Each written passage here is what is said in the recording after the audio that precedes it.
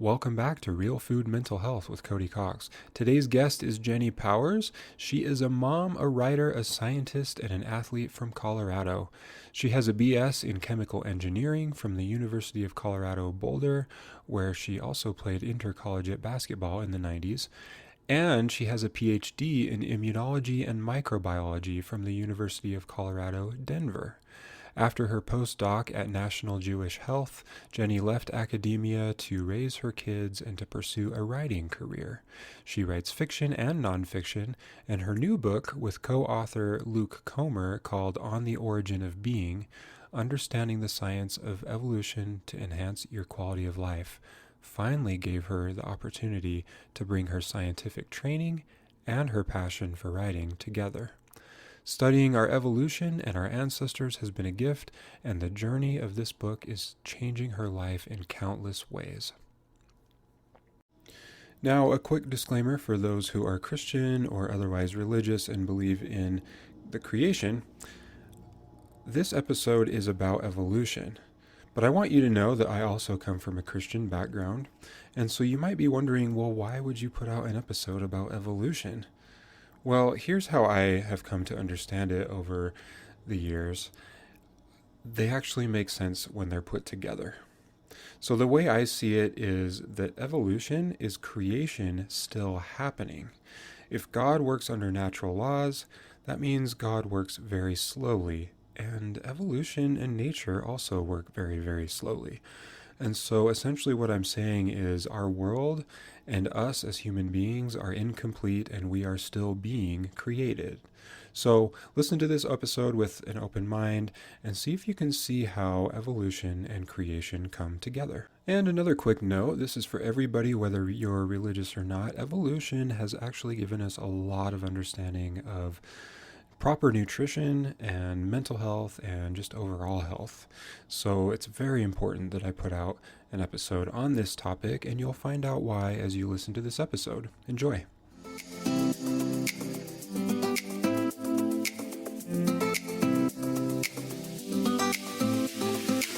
Welcome to the Real Food Mental Health Podcast, where we explore the powerful connection between mental and physical health. My name is Cody Cox, a holistic nutritional psychotherapist, and I'm here to guide you on a journey to true wellness, mind, body, and spirit. If you're tired of quick fixes and want real solutions that address the root cause, you're in the right place. Let's get started on your path to lasting wellness. Welcome back to Real Food Mental Health with Cody Cox. Today I'm talking to Jenny Powers, and she is the author of The Origin of Being. Jenny, can you tell us a little bit about your book? Sure. Yeah. It came out last summer. It's called On the Origin of Being. We're paying homage to Charles Darwin's On the Origin of Species. And it's understanding the science of evolution to enhance your quality of life. And basically, what our book, the main theme of our book is how the modern world is not set up to meet our evolved biological needs. As we evolved, we kind of evolved in lockstep with our environment through millions of years. And, enter agricultural revolution, industrial revolution, information age, our environment has changed so fast, like exponentially changed so fast, that now we have a mismatch between what our environment is giving us and what our bodies actually need. So there's this mismatch for many, many different parts of our life. This first book talks about sleep, nutrition, work and rest, and our relationship with nature. And it kind of tracks like the evolution of all of these behaviors, like why we evolved a certain way, and then how it went so wrong in many cases, and why we're experiencing so much pathology in our lives because we're not actually providing our bodies with their needs. And there's really a lot that's changed, and I was taught this in nutrition school too. I mean, we can go back tens of thousands of years Mm-hmm. and kind of see how things have changed for our diets and lifestyles. And I think when things really started to change was when agriculture started to become a thing. Most definitely. And if I remember right from my training, the major change as far as what we would consider now like modern technology would also be when the tractor became kind of a normal part of agriculture. So that was technically the first mechanized form of Mhm. technology. Mhm. And we started to see a major shift in the way that we were eating, our circadian rhythms, our lifestyle, all kinds of things. So we're going to set that aside for now, but I wanted to start a little bit with just kind of where we are with mental health today. And we'll work our way back more to like the ancestral principles in a minute. Mhm. But what what are we dealing with today as far as mental illness goes? I mean, we look at the statistics. I don't have them memorized. I see different numbers all the time, but Right, and they're unfortunately, they're all trending upwards. yes, they are trending upwards, especially in first world countries, which is not Mhm. what people would think. Exactly. And ironically, it's the third world countries where generally they tend to be healthier physically and mentally. Mhm. Why is that? Well, I feel that third world countries are still more in touch um, with nature. I think they're still more in touch with community. I think they're still more in touch with being grateful, not necessarily thinking that wealth is the end all be all. Money doesn't, you might have a third world country in there and people are happy because they have everything they need and they don't want anymore. They don't have this drive for more, more, more, more, more. And I really think it is a cultural outlook on, um, and the Western world kind of has this cultural training that you're only happy with what you achieve, you're only happy with what you have, you're only happy if you make so much money. And so I feel like in the West we're spinning and spinning and spinning and making so much stress on our lives because we think that what we need to be happy is out there, when really what we need to be happy we already have, we're just not embracing it. Because although evolution didn't design us to be happy, evolution did make it so our bodies knew how to return to equilibrium. Our bodies knew how to maintain kind of a homeostatic, um, just everything about our bodies, our mental health, our physical health, how to return to homeostasis. So if we do get perturbed out of that homeostasis, we have the tools to bring it back. And I think in the modern world, in the Western society, especially for modern health, is we live in such a place that is so stressful, and we have so much information bombarding us, and you know stress of trying to achieve and working hard, and we're indoors all the time, and we're eating crappy food, and we just are totally out of touch. And so I feel like we have, well, and our bodies are always in the fight or flight. And because our bodies are always in fight or flight, we can never return to equilibrium, because fight or flight is a non homeostatic situation. We are not, we did not evolve to constantly be in this fight or flight situation. Um, it's important to have that sympathetic nervous system. So when you do need to be alert and active and get something done, or your life is in danger, but it's almost as if how allergies, um, you have a reaction to a common, something there. It's not a pathogen. It's just like it's pollen or something common. Your allergies have a reaction to something that's inert. Well, I feel like our life, which shouldn't cause any kind of reaction, but it's our lifestyle, um, we have a reaction to our lifestyle that is perpetually keeping us in this fight or flight, because that's not, our environment is not giving us the chance to return back to equilibrium and let our parasympathetic nervous system do its job. I actually just heard yesterday that if we focus on just one thing visually, Mm-hmm. then that, in a way, that makes us feel unsafe because we are evolved to be able to move our eyes around Mm-hmm. to ensure that we're in a state of safety. And so if we're not moving our eyes around, that sends the wrong signals to the brain. That puts us in a state of fight or flight. And just imagine how much people are staring at screens. And it's not even just the screens. I know people who read a lot of books. So it's not even electronics. It's just that we're sedentary and we're staring, and Mhm. that's creating some stress issues. Yeah, and I think so what the natural environment around us, it's called the stress reduction theory, that natural environments actually promote recovery from stress because although there's so many different things to look at. It has low levels of information that need to be processed. Like, but you're in the present moment and you know what's going on around you, and having a very present being in the present moment is actually very calming on the nervous system. So when we're out in natural environments, um, we are in touch with ourselves, in touch with nature, and we are aware of what's going on around us because 10,000 years ago it was a complete survival mechanism. We had to know what was going on in order to survive, and it gave us that feedback that okay, we're good, we're good, we're good. So if we are just staring at one thing all at once. Or I think the opposite is also true. We have way too much stuff to process. So we're either focused on one thing and we're just sitting down and doing nothing, or we're scrolling our phones, making dinner, doing something over here. We're trying to do too much, and too much is coming in, and our bodies are overwhelmed and we can't process it all. So I feel like we need to find a happy medium between the hyper focus where you sit and do the same thing for 3 hours, but also the thing where you're doing 15 things at once, and your body is just in overload.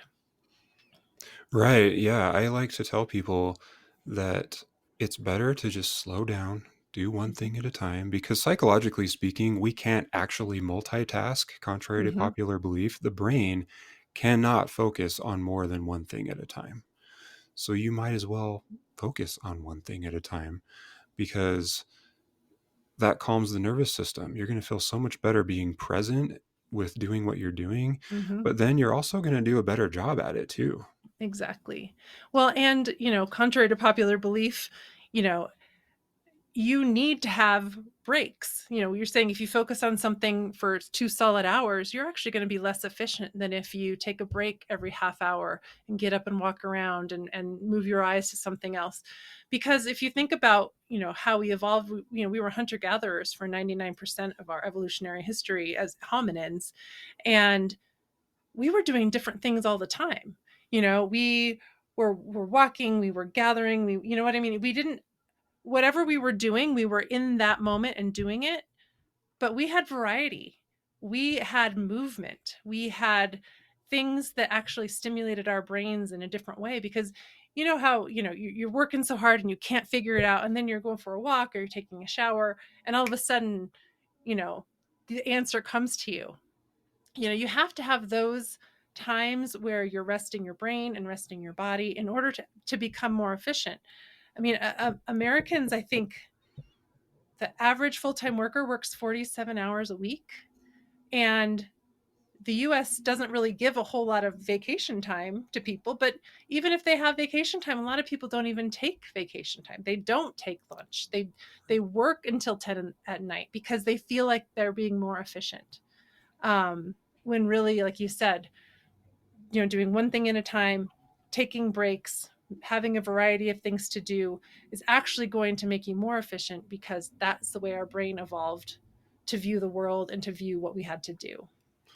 Yeah, and my mind goes to countries who practice siestas, Mm-hmm. where I did see some statistics in the last couple of years, I think, where they said that the countries who do the siestas end up being more productive than countries who don't. Now, keep in mind they are working fewer hours, Mm-hmm. and yet they're more productive at the same time, Exactly. and it's because they're getting that rest. Yeah. Well, I think there are a lot of companies.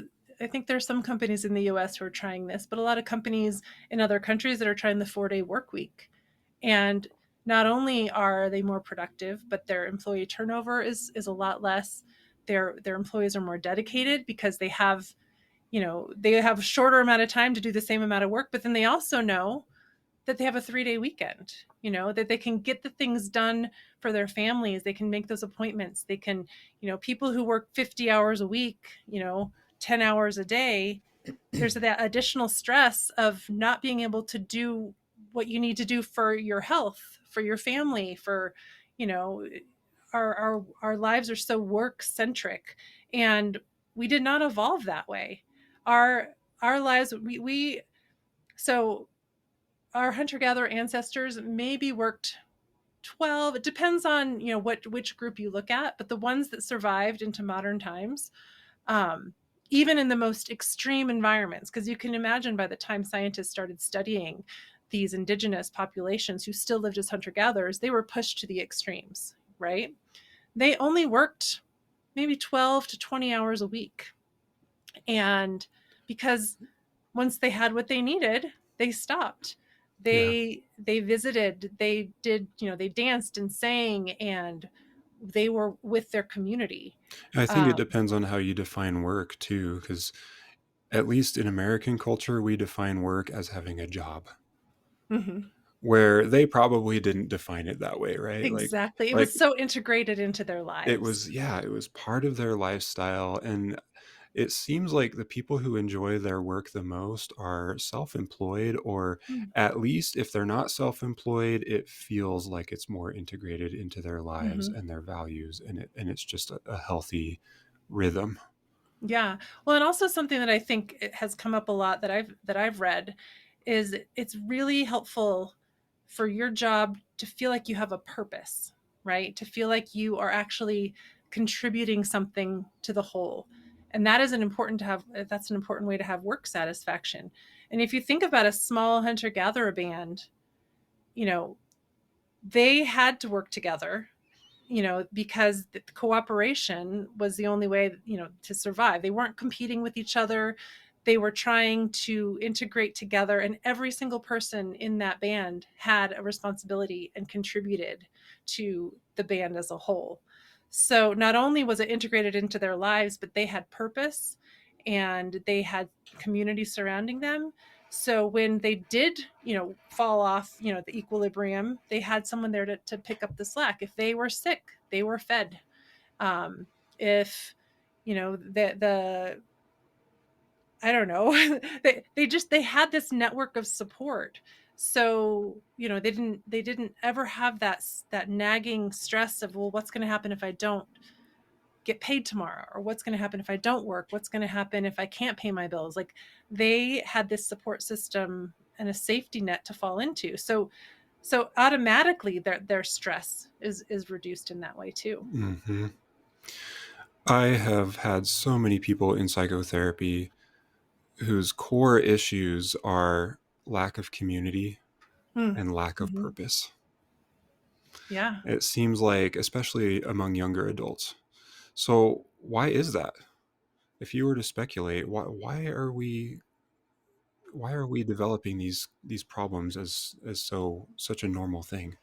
Yeah, well, it's interesting because the first book that I sent to you, that's the first book in a 3-part series. The next book is we're going to talk about social groups and child rearing and the sexes, and really it really focuses in on, we the reason why human beings evolved, their big brains and their intelligence and their incredible ability to be creative and innovative, was because we formed groups. um, and so that is kind of human beings baseline way of being, is to be surrounded by people. And and it was required for survival 10,000 years ago.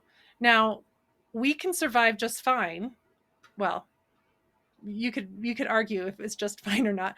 We would never have to interact with a single person all day, and our survival is not at risk. But our bodies don't know that. Our bodies are still programmed and conditioned to need that input of other people. And so I think two things are happening, especially like in the US.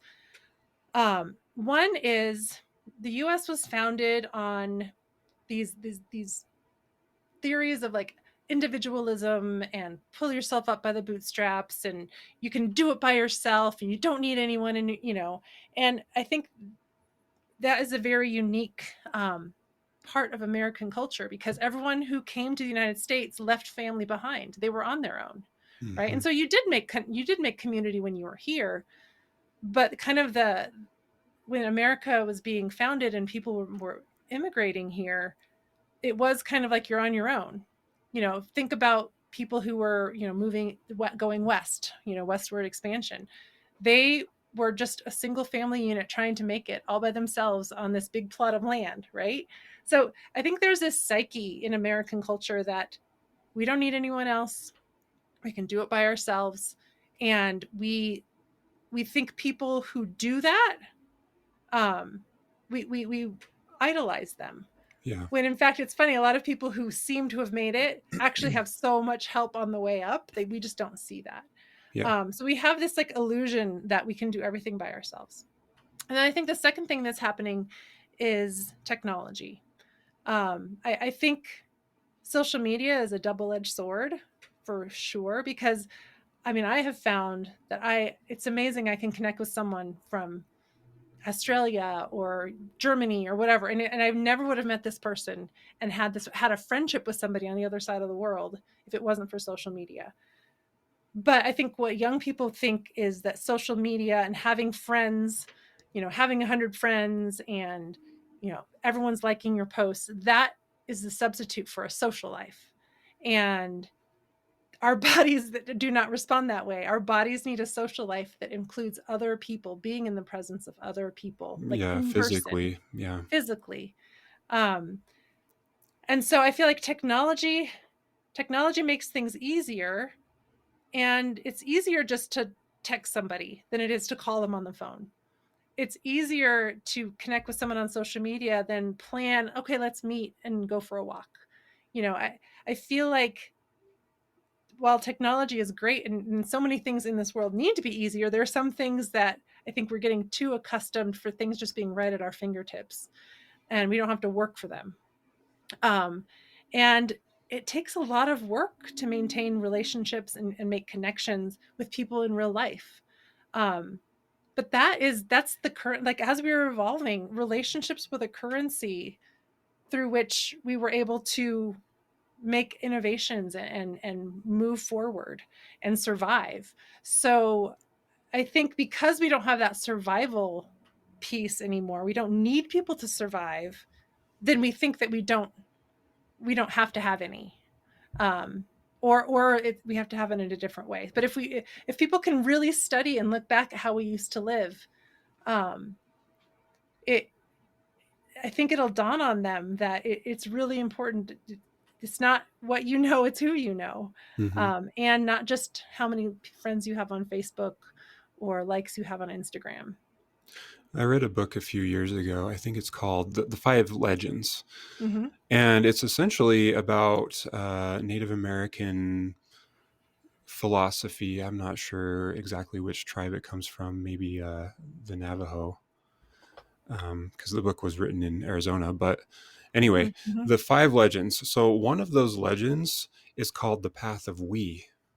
And so Mm-hmm. basically, it's all about this sense of community, or essentially being part of the tribe. Because as soon as you're not part of the tribe, you are physically in danger. Mm-hmm. And Right. so there's just so much value to the path of we and that sense of community, feeling like you fit in, feeling like you're part of something.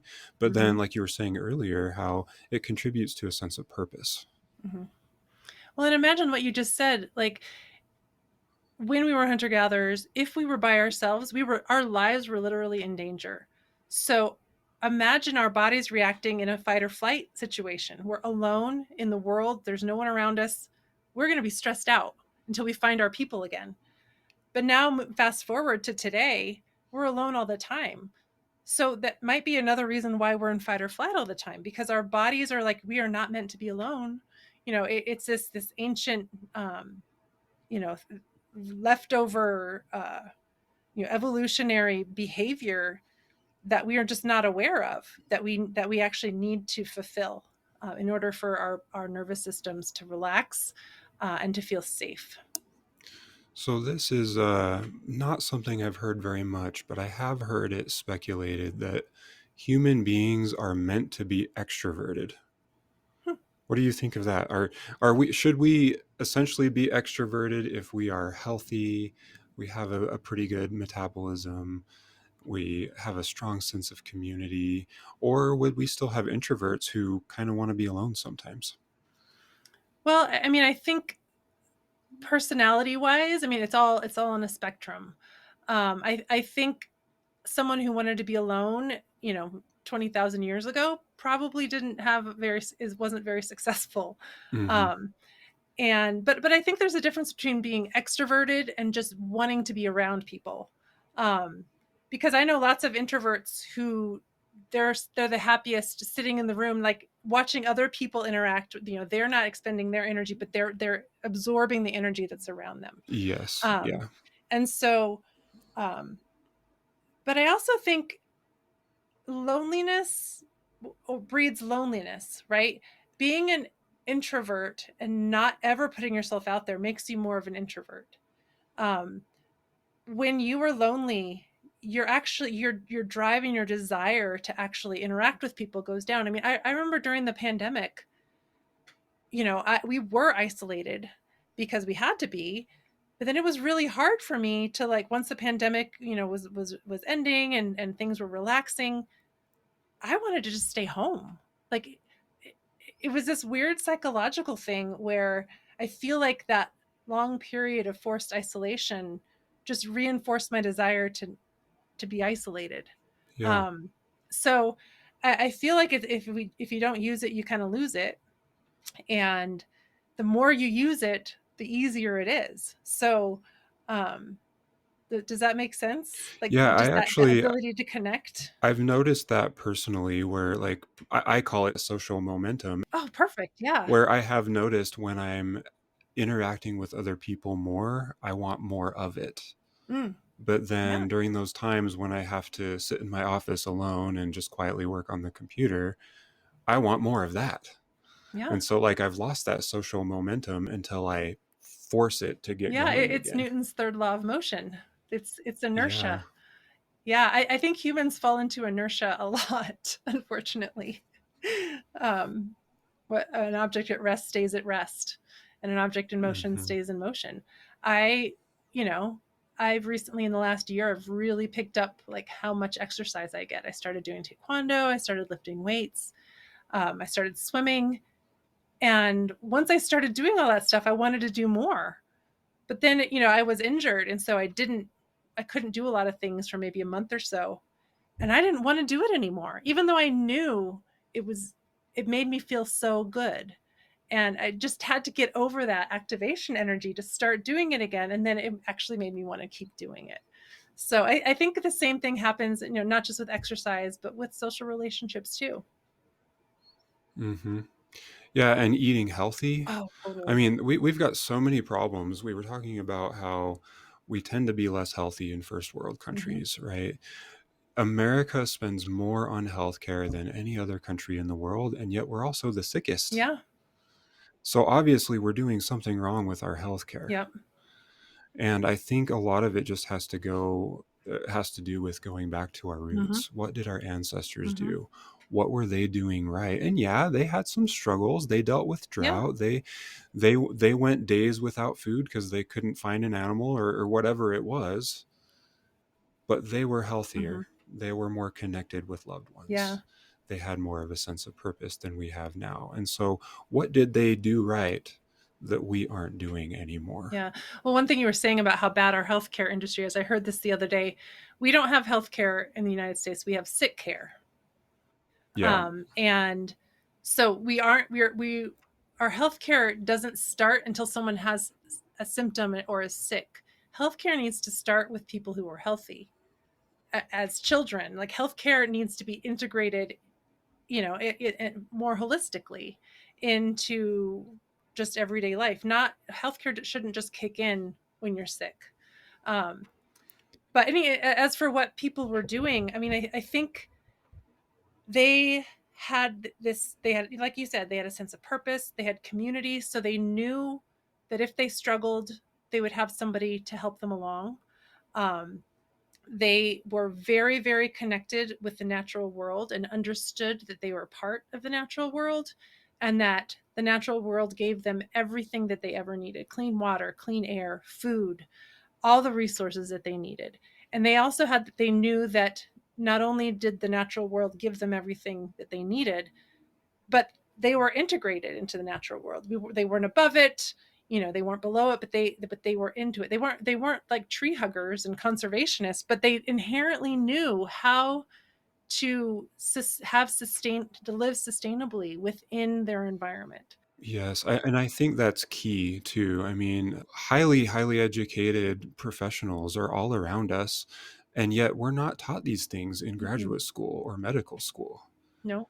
We are not taught to be integrated with nature, Mm-mm. and I think that's the key. No, I totally agree. I mean, the whole section in our book about nature, I mean, talks about nature deficit and how there's more and more studies out that not being in nature is actually a detriment to our health. Not only is being in nature a boost to our health, but not being in nature is actually a detriment to our health. Because if you think about it, it was only, well, 10,000 years ago is when the agricultural revolution started. And I mean, it took many, many thousands of years before most of the people in the world were not hunter gatherers anymore. So maybe say 5,000, 6,000 years ago. So up until that point, we lived every single day in nature. Like, it was our natural habitat. Um, Hmm. we had shelters and stuff, but our shelters were made, from things we found in nature, from animal skins or sticks or whatever. And we were on the ground. We slept on the ground. We woke up and we had sun in our eyes every day. We saw the sunsets. We were so, it was our natural habitat. I think we're the only species in the world that doesn't live in a natural habitat anymore. Um, Hmm. and if you look at animals who get taken out of their natural habitat, like put in zoos and things like that, They get they get sick. sick. Yeah, they are not happy. They call it zoochosis or something like that. Hmm. Um, they actually have to have interventions with the animals to make sure that they can not be so physically and mentally ill. Um, so think about us. We are not in our natural habitat, so we have all of these interventions to, drugs and, all of these, all the things that bombard us, when we really, if we just go back to where we were from, we don't, everything is provided for us. So again, Hmm. we were talking about this earlier. It's easier said than done, because I think the force of the modern world is like this huge fast current that all the fish are swimming, and they're just taken by this current, and it's almost impossible to swim the other direction unless there are people around you supporting you. So I feel like this journey to holistic health, more lifestyle health, isn't something you can do by yourself. um, which also harkens back to something that people need. People need more others to be healthy. So I think the fact that in order to kind of turn into the current, you're not going to be able to do it alone. Um, so there's Right. so I'm actually really excited. I wasn't on social media for a long time, and then when I got on, because the book was published, just finding all of these people like yourself who are, we're all the ground roots, the everything's kind of coming from the bottom up, to start this change, because it's not going to come from the top down, in terms of teaching people how to actually be healthy, and not just manage their sickness.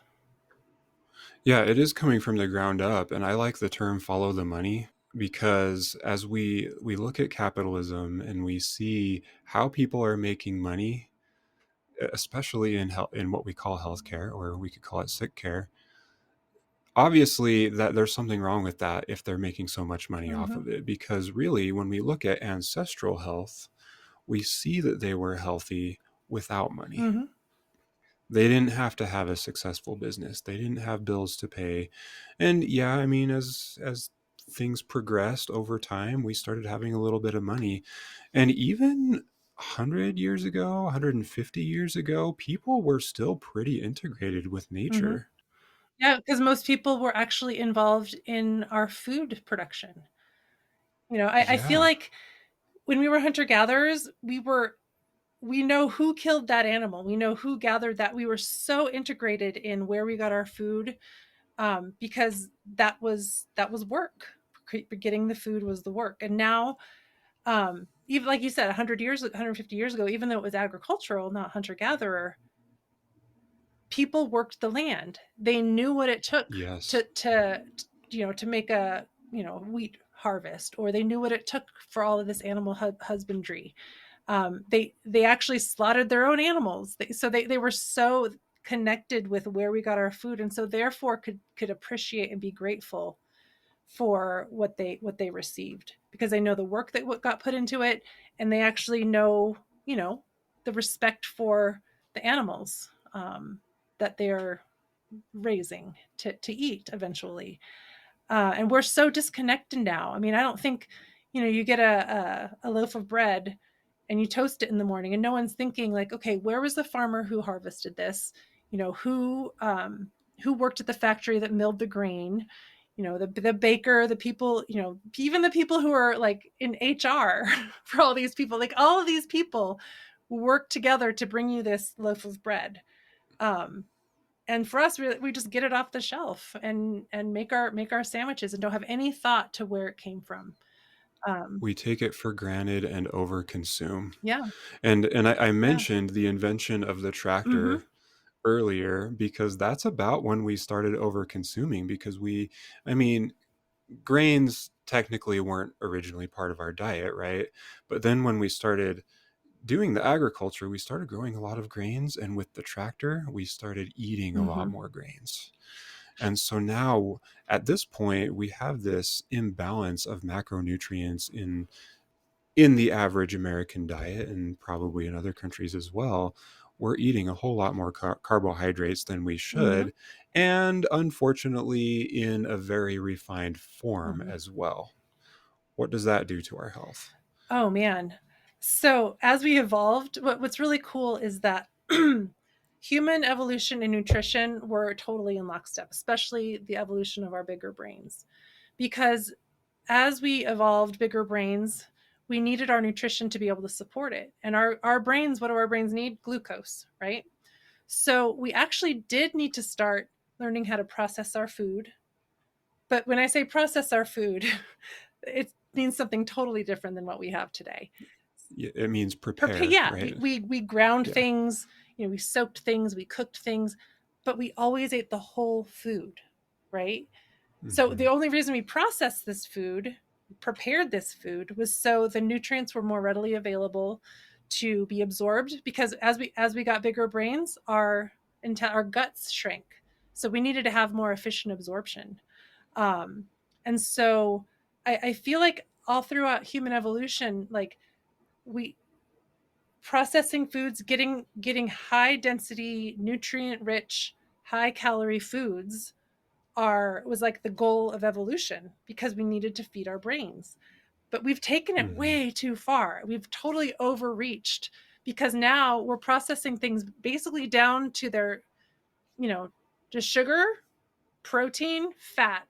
They're processed. There's nothing else, in those things. And then we're making products out of these stripped down macronutrients. We're like slamming them together and selling them for $10, candy bars, And so we are not, we were processing way too much.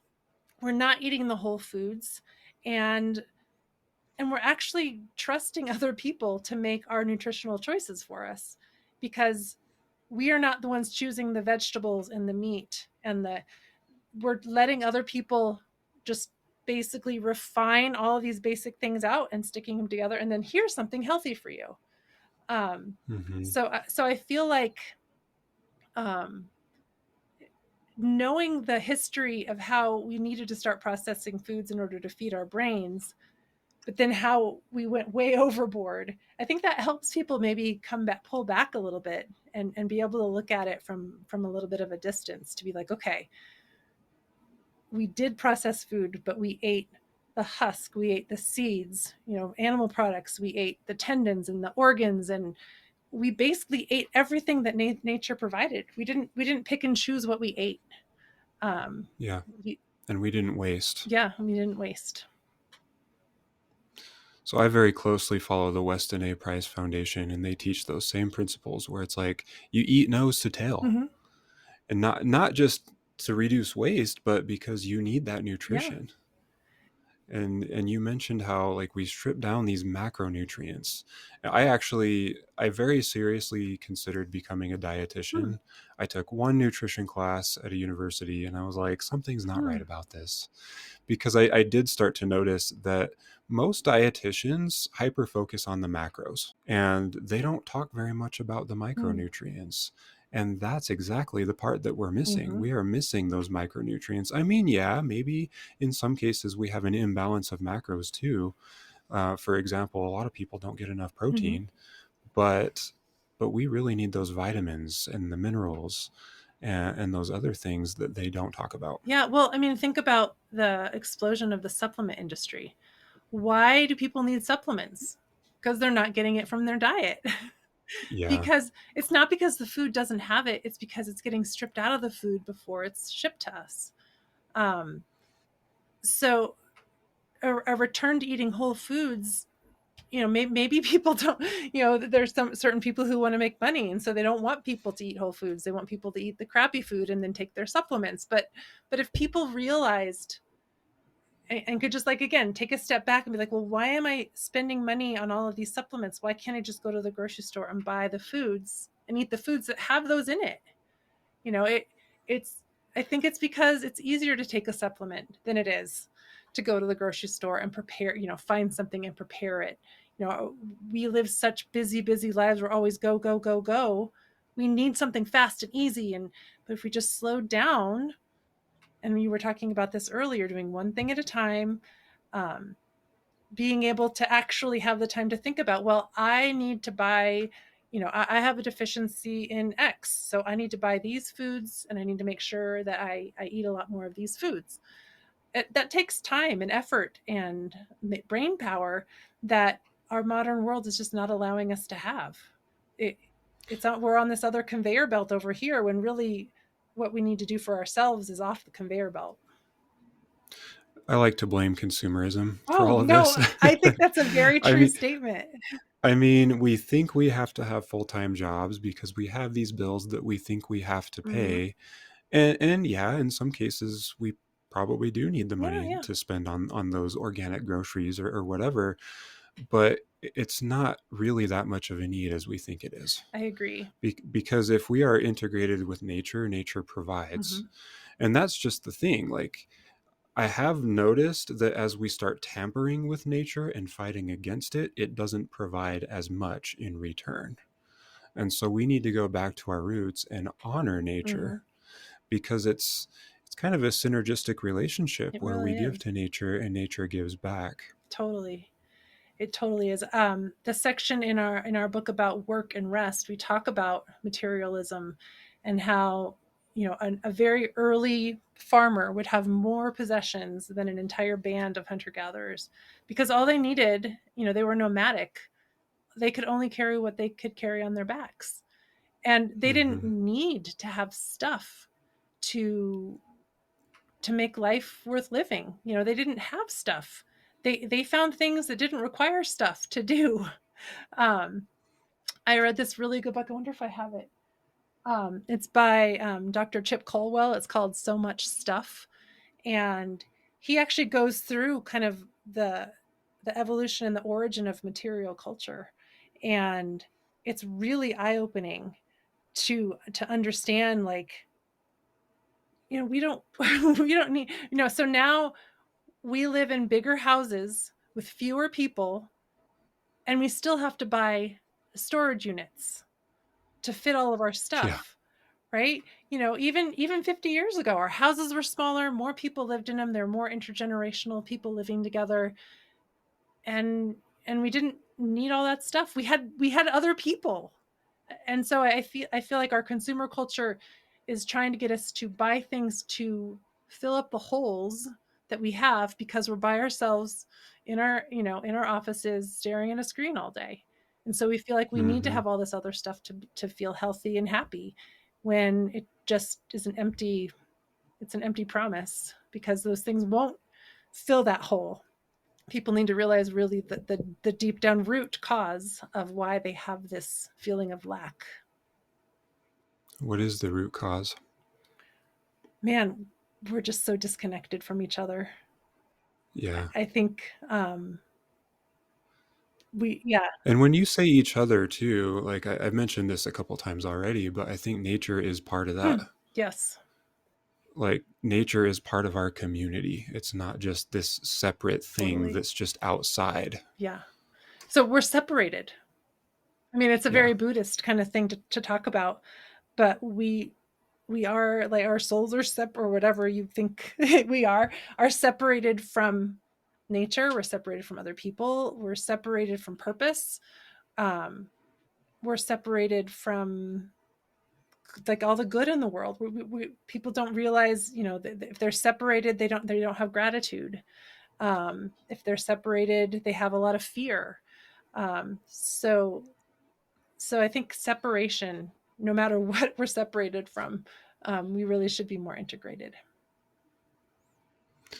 And my mind kind of goes to sleep too as you talk about being separated and how that it's such a simple thing, but so many people are dealing with sleep disorders or just sleep concerns in Mm-hmm. general right now.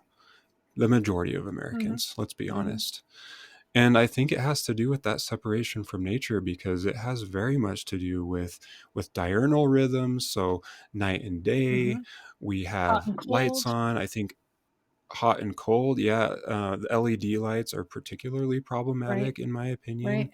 where it stimulates the brain. It makes our brain think it's daytime, and so then we can't sleep Right. because we're staring at those LED lights on our TVs while we're watching something on Netflix right before we go to Right. bed, or LEDs in our smartphones as we're scrolling through Instagram or TikTok or whatever it Right. is. Well, and it's also that constant stimulation. Your brain doesn't know it's time to start winding down. So it's not only, the visual input, but also just the ruminating input, um, the entertainment, the flashy lights, all of this stuff coming at us is stressful to Mm-hmm. our bodies, and so it takes a lot longer to calm down and get into a sleep state. But we were talking about sleep, and I think this is another place where we're separated. So we're separated from nature, but we're also separated from our bodies. Our bodies tell us things, and we don't listen. We might not even know our bodies are trying to tell us things. But when you start yawning at night, it's time to get ready for bed. But so how many people just ignore that and say, I have to do 2 more hours of work, or I have to binge watch this Mm-hmm. program, or I think what you were saying earlier, there's a culture of, like, we have to go out and party till 2 in the morning, you know? But so all of those things are contributing to this sleep epidemic, when really we're disconnected from what our bodies are already telling us. We have evolved to learn how to read the signals our bodies give us. And the difference between us and the modern world and hunter gatherers is that when they got a signal from their body, they did it. They They paid they attention. honored Yeah. their body and paid attention to their body, and were connected to their body. Um, And it seems like I know this is a very small time frame in the grand scheme of evolution, but in the last 100 years or so, with the invention of air mm, conditioning that brought us mhm. inside, the invention of the television and the radio first, and then the television, these things brought us inside and made us start being more and more isolated from our neighbors. Oh yeah. But but then the internet made that so much worse, which I believe was invented in the 80s. It didn't really start being a more popular thing until the Hmm. 90s, but ever since then I'm noticing it's getting worse and worse as people are hiding in their bedrooms in the dark, staring at their smartphones, especially young Hmm. adults. Um, we are watching videos on YouTube, we're watching movies on Netflix. All these different things are keeping us Hmm. isolated. and disrupting our sleep and Mhm. causing so many problems. And all of this is really just in the last 100 years or so. Yeah, I would say maybe the last 50. Yeah. um, yeah, I think also another thing that is a problematic with that too. So it interrupts our sleep and our connections with people. But then there's advertising. I mean, all of these, everything on the internet is monetized. So because people want to make money. So you're being told that you need to buy this and that you need to eat this food and that you need to buy this supplement. And so you're not necessarily even conscious or connecting like, okay, do I really need this thing, or am I buying it because this person told me to, because I have this, I'm upset or I'm sad. um, so so it's the consumerism, and I think the consumerism totally plays into our nutritional metabolic problems. Unfortunately, we're running out of time. I wish we could keep Me talking. too. But Jenny, if there was just one thing that you could change about the way people approach health and wellness, what would it be? Oh, that's a really good question, because there's so many different things. And I think it's important for people to know that like what works for some people isn't going to work for other people. We're all such individual people, but I think it starts with getting to know yourself. Like we need to reconnect with ourselves. So, and sometimes it's really painful. The reason why everyone's distracted is because sometimes it's really hard to connect with yourself and be with yourself. um, but we have to be able to interpret the things that our bodies need in order to address them properly. Mhm.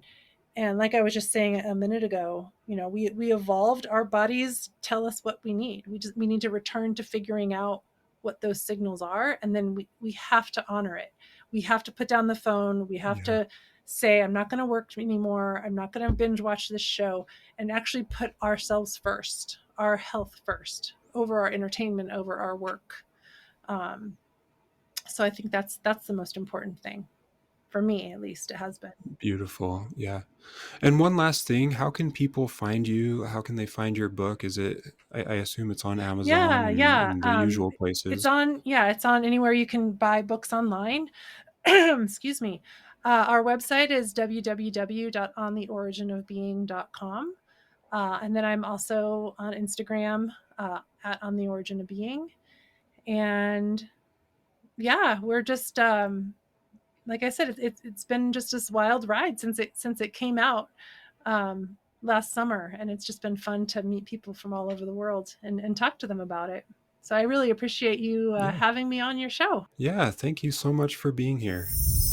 Hey, just wanted to give a quick shout out to the winner of my Metabolic Health Bundle giveaway, which ended on February 28th.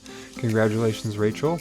And also wanted to mention, if you didn't catch the bonus episode that was released on Monday, March 3rd, you might want to go back and listen to that, because we talked about the nutritional assessment, which is a service that I offer, but I'm also offering a free nutritional assessment, which is normally $99.